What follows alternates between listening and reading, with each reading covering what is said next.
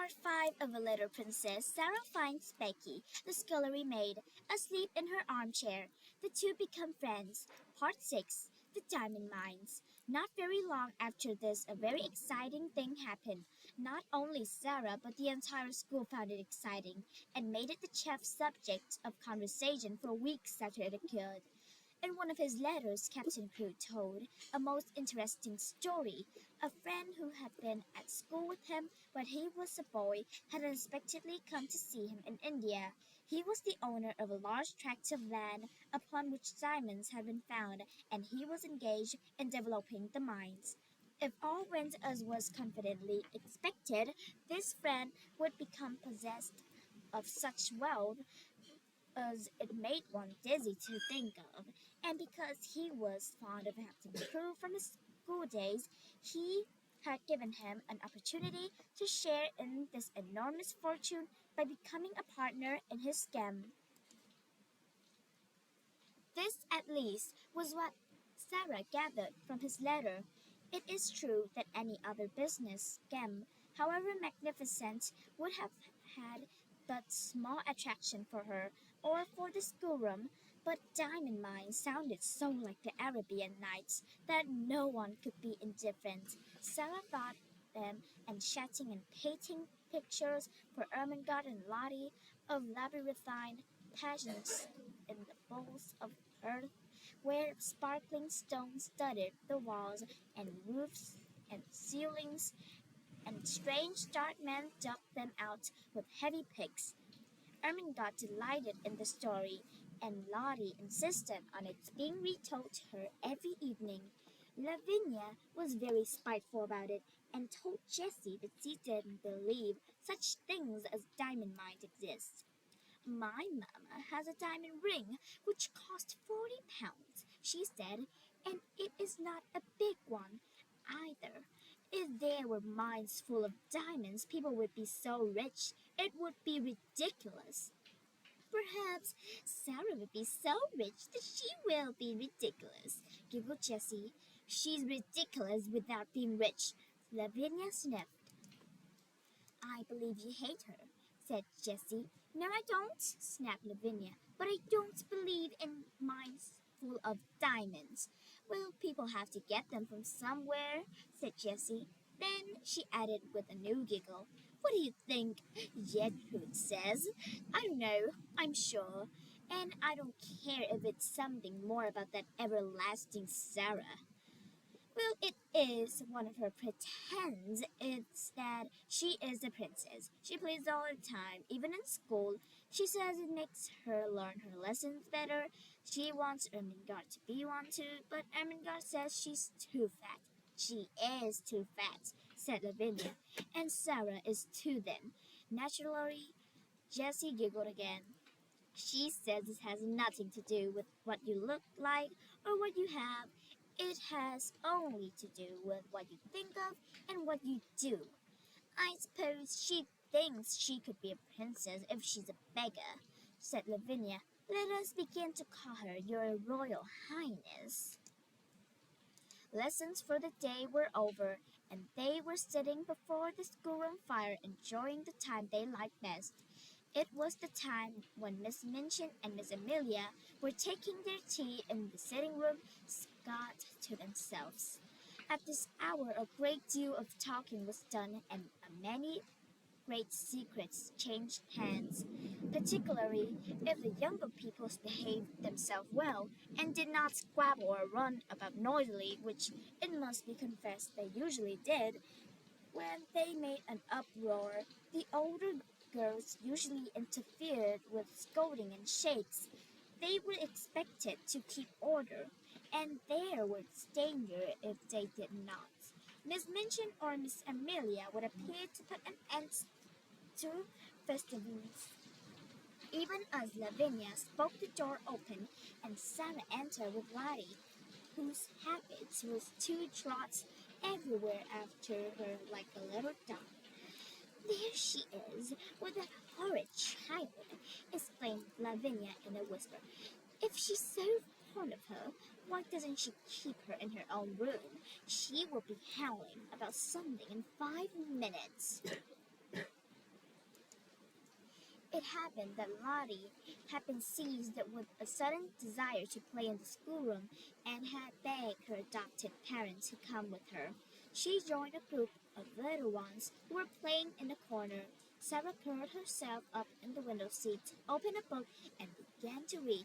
It was a book about French revolutions, and she was soon lost in the harrowing pictures of the prisoners in the Bastille, men who had spent so many years in dungeons that when they were dragged out by those who rescued them, their long gray hair and beards almost hid their faces, and they had forgotten that outside world exists at all and were like beings in a dream. She was so far away from the schoolroom that it was not agreeable to be dragged back suddenly by a howl from Lottie. Never did she find anything so difficult as to keep herself from losing her temper when she was suddenly disturbed while absorbed in a book. People who are fond of books know the feeling of irritation which sweeps over them at such a moment. The temptation to be unreasonable and snappish is not too easy to manage. It makes me feel as if someone had hit me, Sarah had told Ermengarde once in confidence, as if I want to hit back, and keep I have to keep from saying something ill-tempered.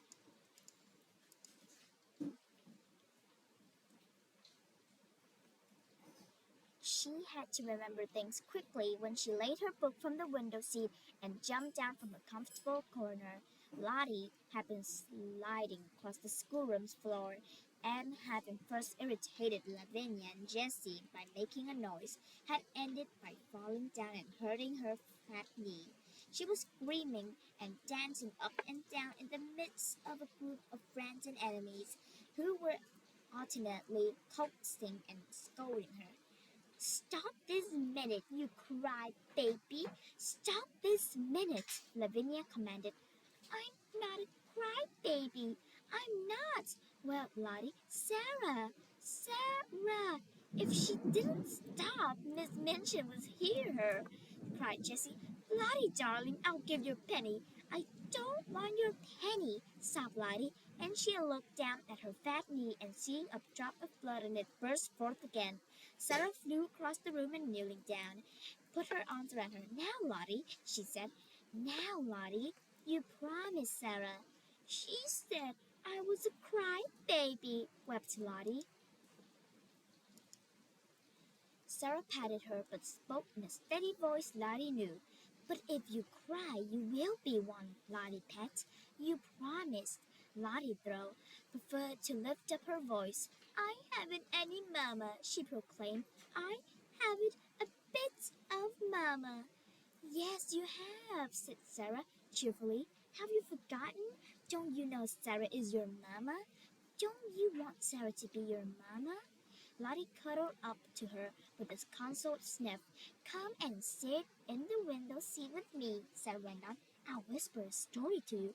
Will you? Whimpered Lottie. Will you tell me about the diamond mines? The diamond mines, broke out Lavinia. Nasty spoiled things. I should like to slap her. Sarah got up quickly on her feet. It must be remembered that she had been very deeply absorbed in her book about the Bastille when she realized that she must go take care of her adopted child. She was not an angel, and she was not fond of Lavinia. Well, she said with some fire, I should like to slap you, but I don't want to slap you, she added, restraining herself.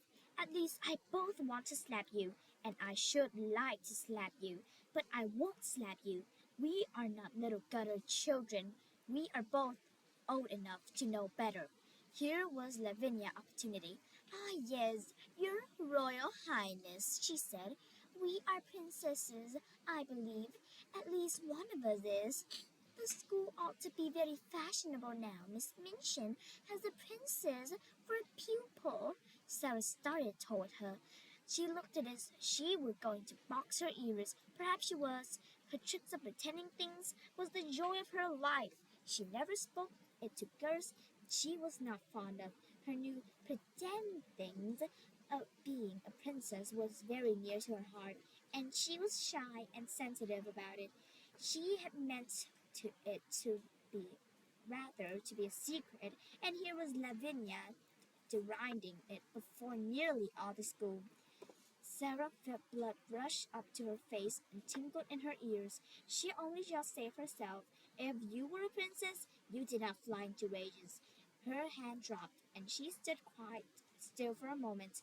When she spoke in a quiet, steady voice, she held her hand up, and everybody listened to her.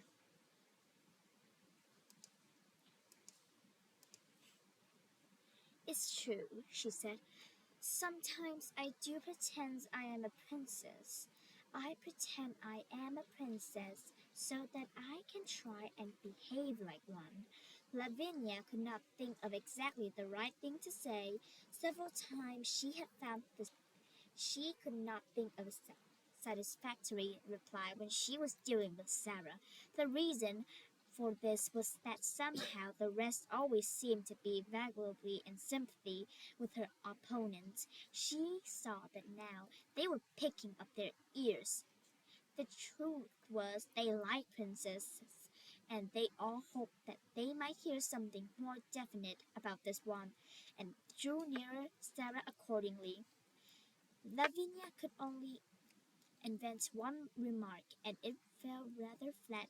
"Dear me," she said, "I hope when you ascend the throne, you won't forget us." "I won't," said Sarah, and she did not utter another word, but stood quite still and stared at her steadily until Lavinia turned away. After this, the girls who were jealous of her used to speak of her as Princess Sarah whenever they wished to particularly disdainful, and those who were fond of her gave her a name among themselves as a term of affection. The adorers were much pleased with the picturesqueness and grandeur of the title. Miss Minchin, hearing of it, mentioned it more than once to visiting parents, feeling that it rather suggested a sort of royal boarding school, and to Becky it seemed the most appropriate thing in the world. The acquaintance began on the foggy afternoon when she jumped up terrified from her sleep in the comfortable chair, had ripped and groaned. Though it must be confessed that Miss Minchin and Miss Amelia knew very little about it. They were aware that Sarah was kind to the scullery maid, but they knew nothing of certain delightful moments snatched perilously when the upstairs room being set in order with lightning rapidly, Sarah's sitting room was reached, and the heavy coal box set down with a sigh of joy. At such times stories were told by installments.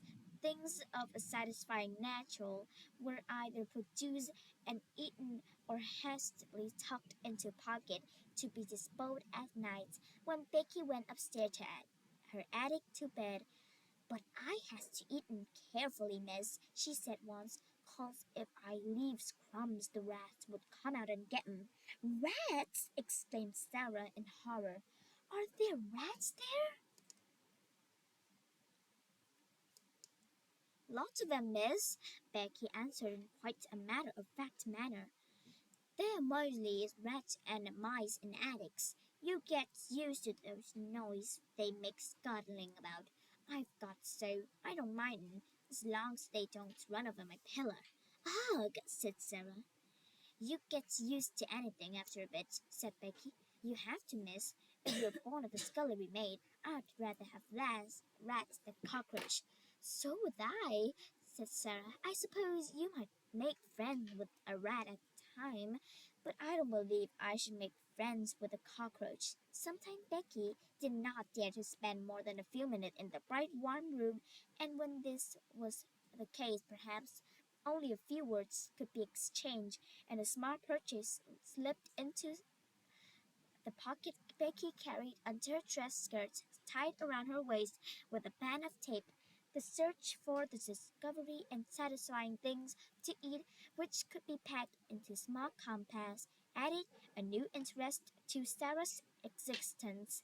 When she drove or walked out, she used to look into a shop window eagerly. The first time it occurred to her to bring home two or three little meat pies, she felt that she had hit upon a discovery. When Sarah exhibited them, Becky's eyes quite sparkled. "Oh, miss," she murmured, "them will be nice and filling, miss. It's villainess, that's best. Bunch cakes and evening things. But it melts away like if you understand, miss. These just stay in your stomach." "Well," hesitated Sarah, "I don't know if it would be good if they stayed a ways, but I do believe they will be satisfying." They were satisfying, and so were beef sandwiches bought at a cook shop, and so were rolls and bologna sauces. In time, Becky began to lose her hungry, tired feeling, and the cold box did not seem so unbearably heavy. However heavy it was, and what sobered the temper of the cook and the hardness of the work heaped upon her shoulder, she had always the chance of the afternoon to look forward to the chance that Miss Sarah would be able to be in her sitting room. In fact, the mere seeing Miss Sarah would have been enough without meat pies. If there was time only for a few words, they were always friendly, merry words that put heart into one. And if there was time for more, then there was an installment of story to be told, or some other thing one remembered afterward, and sometimes lay awake in one's bed in the attic to think over.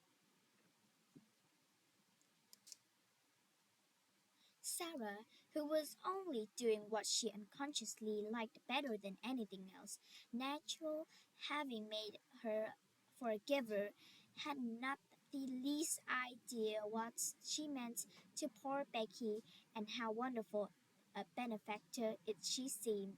If natural has made you forgiver, your hands are born open, and so is your heart. And though there may be some times when your hands are empty, your heart is always full, and you can give things out of that warm things, kind things, sweet things, help and comfort, the laughter, and sometimes gay. Kind laughter is the best help of all. Becky had scarcely known what laughter was through all her poor little heart-driven life. Sarah made her laugh and laughed with her, and though neither of them quite knew it, the laugh was as filling as the meat pies. A few weeks before Sarah's 11th birthday, a letter came to her from her father, which did not seem to be written in such boyish high spirits as usual. He was not very well, and evidently overweight by the business contact with the diamond mines. "You see, little Sarah," he wrote, "your daddy is not a businessman at all, and figures and documents bother him. He did not really understand them, and all this seems so enormous. Perhaps if I was not feverish, I should not be awake," he continued, tossing about one half of the night and spending the other half in troublesome dreams. "If my little missus were here, I dare say she would give me some solemn good advice. You would, won't you, little missus?" One of his many jokes had been to call her his little missus, because she had such an old-fashioned air. He made he had made wonderful preparation for her birthday. Among other things, a new doll had been ordered in Paris, and her wardrobe was to be a marvel of splendid perfection. When she had replied to the letter, Sarah had been very quaint. "I am getting very old," she wrote. "You see, I shall never live to have another doll you've given me. This will be my last doll. There is something solemn about it. If I could write poetry, I'm sure a poetry about a last doll would be very nice, but I cannot write poetry. I have tried, and it made me laugh. It did not sound like Watts or Coleridge or Shakespeare's at all. No one could ever take Emily's place, but I should respect the last doll very much, and I am sure the school will love it. They all like dolls, and some of the big ones, the most almost 15 won't pretend they are two grown-ups. Captain Crude had a splitting headache when he read this letter in his bungalow in India. The table before him was heaped with papers and letters which were alarming him and filling him with anxious dread, but he laughed as he had not laughed for weeks. "Oh," he said, "she's better fun every year she lives. God grant this business may right itself and leave me free to run home and see her. What wouldn't I give to have her little arm wrapped around my neck in this minute? Uh, what wouldn't I give?"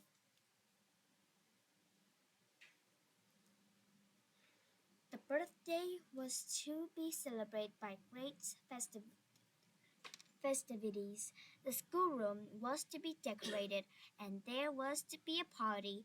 The boxes containing the presents were to be opened with great ceremony, and there was to be a glittering feast spread in Miss Minchin's Scott room. When the day arrived, the whole house was in a whirl of excitement. How the mornings passed, nobody quite knew, because there seemed such preparations to be made. The schoolroom was being decked with garlands of holly. The desk had been moved away, and red covers had been put on the forms which were arrayed round the room against the wall.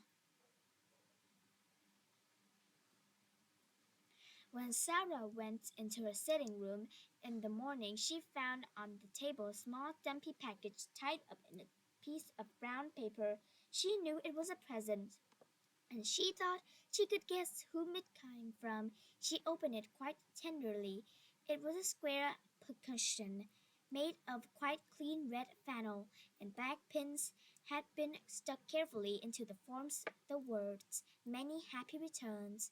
"Oh," cried Sarah, with a warm feeling in her heart, "what pains she has taken!